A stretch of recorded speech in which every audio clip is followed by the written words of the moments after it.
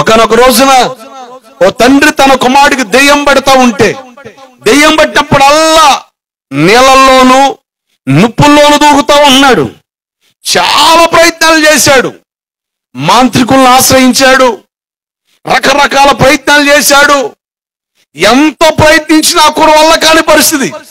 ఒక ఫిట్స్ రోగి ఎలాగైతే కింద పడి నొరగ కక్కుకుంటా గిలగిల్లాడుతా తనుగులాడుతాడో అట్లా తనుగులాడుతాడు. ఒకవేళ ఫిట్స్ రోగమేమని చెప్పేసి వైద్యులేమో ఈ ఫిట్స్ రోగానికి వైద్యం అందిస్తున్నా కూడా బాగుపడిన పరిస్థితి.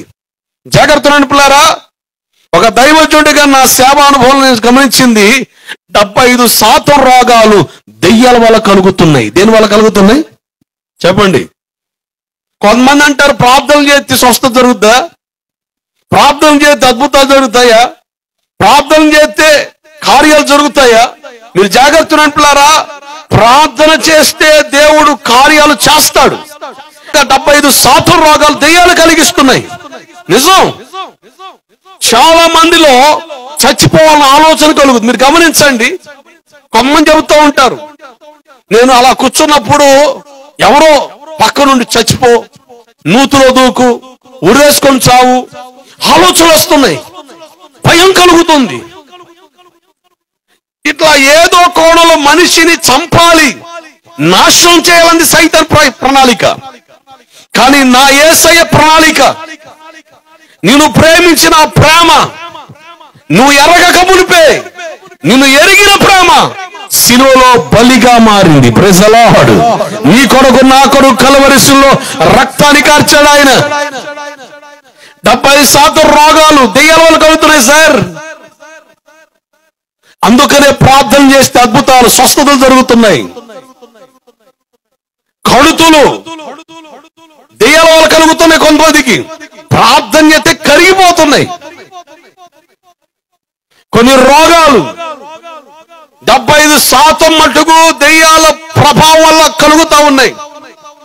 కొన్ని రోగాలు మనం చేసిన అతిక్రమం, మన పాపాన్ని బట్టి కలుగుతా ఉంది.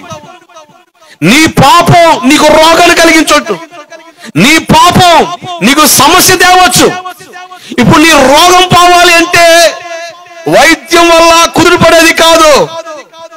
నీ రోగం పోవాలంటే సేవకుల దగ్గరికి వెళ్ళి నెత్తి మీద పెట్టి, పాస్టర్ గారు నెత్తి మీద పెట్టి ప్రార్థన చేయండి.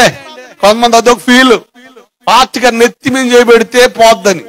నేనంట అలా ఎంతమంది సేవకులు నెత్తి మీద చేయబెట్టినా ఎంట్రుకలు బోడి తల అవుతామో బాగుపడవు. నీకు స్వస్థత కలగాలి అంటే ఒకే ఒక విషయం, నువ్వు దేవుని దగ్గర పశ్చాత్తాపడాలి. నీ పాపం ఒప్పుకో, నీ రోగం విడిచి వెళ్ళిపోద్ది. దేవుడికి మహిమ కలుగునుగాక. నీ సమస్య వెళ్ళిపోద్ది. నీ పాపమే నీ సమస్య కారణమైతే నువ్వు దేని వైపు తిరిగినా నీకు మేలు జరగదు. నువ్వు మేలు చూడలేవు, కార్యాన్ని కనుగొనలేవు. ఈరోజు మనిషి వెంపర్లాడుతున్నాడు తాను కలిగిన సమస్యను పోగొట్టుకోవాలని, తాను కలిగిన రోగాన్ని పోగొట్టుకోవాలని. అయ్యా, నీ పాపానికి విరుగుడు ఎక్కడైనా ఉందాయంటే యేసు రక్తం ద్వారా నీకు విడుదల కలుగుద్ది. నువ్వు యేసయ్య నామాన్ని ఒప్పుకోవడం వలన నీ పాపాన్ని క్షమించగలడు ఆయన.